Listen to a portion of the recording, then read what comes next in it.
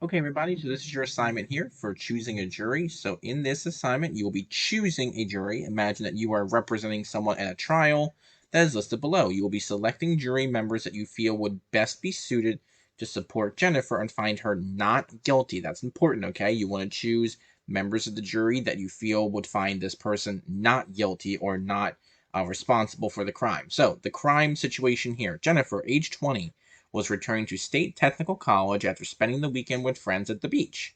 She was not concentrating on her driving and swerved off the right side of the road near the corner of Dale and Elm Streets in Raleigh. She ran over Mr. Driscoll's lawn, damaging shrubs and knocking down his fence. An officer happened to drive by. After observing the situation, he had reason to believe Jennifer had been drinking. There were 2 empty beer cans in the car. Jennifer's subsequent breathalyzer reading was .08.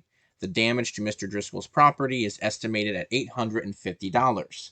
The officer charged her with driving while impaired, or DWI, under the Safe Roads Act of 1983.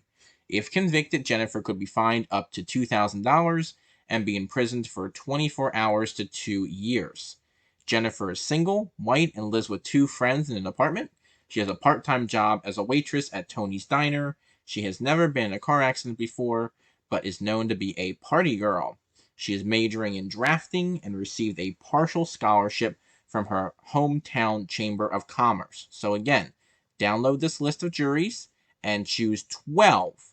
Choose 12 jurors that you would select and explain why you chose them. Now, some of you may be choosing less, but for most of you, you will be choosing 12. Pay close attention to the instructions on how many you are to select, and make sure you explain, this is important as well, make sure you explain why you chose them.